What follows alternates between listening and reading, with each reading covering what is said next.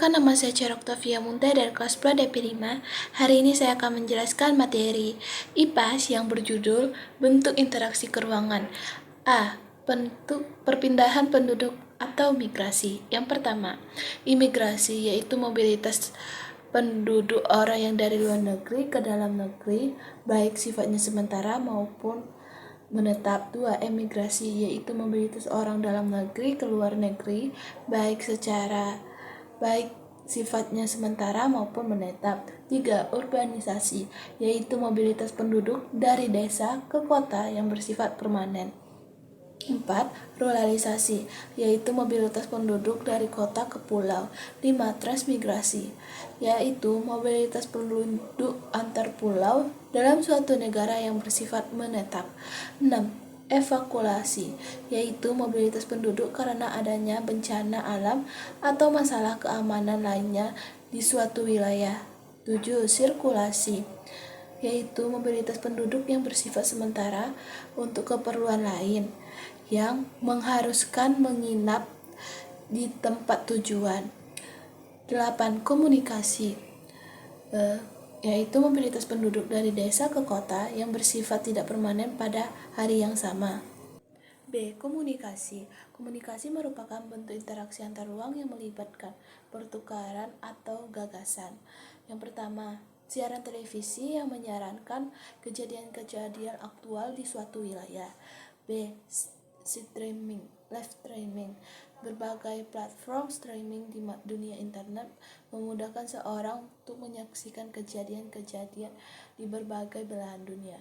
3. Website merupakan jaringan dunia maya yang saling berhubungan di dunia internet melalui mesin pencari atau search engine. Seorang dapat dengan mudah mencari ide sesuai dengan kebutuhannya. 4. Marketplace merupakan tempat bertemunya penjual dan pembeli di dalam maya.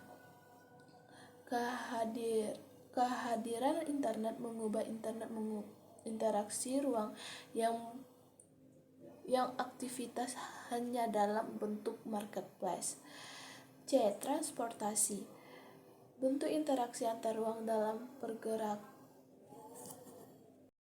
Transportasi, bentuk interaksi antar ruang dalam pergerakan barang dan jasa di daerah satu ke daerah lain sebagai berikut. Yang pertama, perdagangan internasional, ekspor dan impor. 2. Pengirim komoditas perdagangan melalui transportasi, laut, darat, dan udara dari satu daerah lain. Kerjasama antar negara. 1. Kerjasama bilateral. Kerjasama bilateral merupakan kerjasama yang dilakukan antar dan negara terdapat aktivitas timbal baik kedua pihak negara tersebut. A. Modif kerjasama. 1. Menjaga kepentingan nasional. Sebagai contoh, saat Indonesia mengalami gagal panen dan kelangkaan pangan sehingga kebutuhan pokok masyarakat tidak tercukupi dengan adanya kerjasama bilateral antar negara, Indonesia dapat melakukan impor bahan produk tersebut dan negara-negara yang mengalami surplus. 2. Menjaga perdamaian. Kerjasama bilateral merupakan salah satu cara untuk menjaga perdamaian karena suatu negara tidak mungkin berperang dengan negara sahabat. Semakin erat jaring-jaring konektivitas antar negara yang akan memperkokoh situasi keamanan dunia. 3. Kesejahteraan ekonomi. Kerjasama akan mendatangkan manfaat secara ekonomi melalui perdagangan ekspor-impor dan manfaat ekonomi lainnya. Contohnya, demokrasi bagi negara miskin, pinjam lunak, dan hibah. B. Negara yang melakukan kerjasama dengan Indonesia. Beberapa negara yang telah menjalin kerjasama bilateral dengan Indonesia. C. Bidang kerjasama bilateral. 1. Bidang kerjasama hukum merupakan kerjasama yang bersangkutan dengan masalah hukum, di antaranya dalam bentuk Interpol, perjanjian ekstradisi, dan pertukaran pertahanan. 2. Kerjasama bidang ekonomi meliputi perdagangan ekspor-impor, penanaman modal utang piutang, dan lain sebagainya. 3. Kerjasama bidang pendidikan dan sosial budaya meliputi pertukaran pelajar, pemberian beasiswa, pertukaran guru, dan dosen. 4. Kerjasama bidang pertahanan meliputi latihan militer bersama, pembelian alutsista, kerjasama pengamanan daerah pembatas, serta kerjasama intelijen dan penanganan teror. 2. Kerjasama regional. Kerjasama regional adalah kerjasama antar negara di satu kawasan yang umumnya berdekatan. Tujuan utama kerjasama tersebut untuk memajukan dan memperkokoh eksistensi negara yang berada pada suatu kawasan. 3. Kerjasama multilateral merupakan bentuk kerjasama yang melibatkan lebih dari dua ataupun kelompok. Contoh kerjasama bilateral sebagai berikut. Pertama, struktur ekonomi organisasi PBB fungsi sebagai berikut. A. Majelis Umum atau General Assembly, yaitu seluruh anggota PBB. B. Dewan Keamanan atau Security Council, yaitu dewan yang bertugas menjaga keamanan dan perdamaian negara. C. Dewan Ekonomi dan Sosial, yaitu dewan yang bertugas untuk membantu majelis untuk mempromosikan kerjasama dan sosial pada tingkat internasional.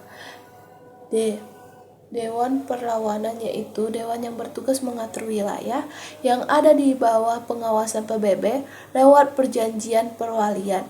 E. Mahkamah Internasional, yaitu badan peradilan utama PBB berkedudukan dengan hak. F. Sekretariat bertugas untuk menyediakan informasi dan fasilitas yang diperlukan oleh badan PBB. 2. PBB juga memiliki lembaga-lembaga khusus yang menangani berbagai permasalahan, di antaranya UNESCO yang menangani bidang pendidikan dan kebudayaan, WHO menangani bidang kesehatan, UNCHR yang menangani masalah pengungsian. B. World Trade Center Organization WTO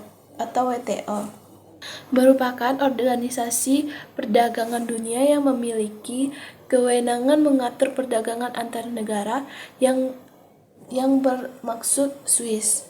C. International Monetary Fund atau IMF merupakan lembaga yang menjadi bagian dan sistem PBB. Hubungannya dengan PBB bersifat berkesepakatan sehingga setiap kebijakan IMF bersifat independen dan lepas dari campur tangan PBB. D. Organization Islamic Cooperation atau OIC. OIC dalam bahasa Indonesia lebih dikenal sebagai Organisasi Kerjasama Islam atau DKI, yaitu Organisasi Solidaritas Sesama Dunia. Oke, sekian presentasi materi IPAS dari saya. Sekian, terima kasih. Dadah.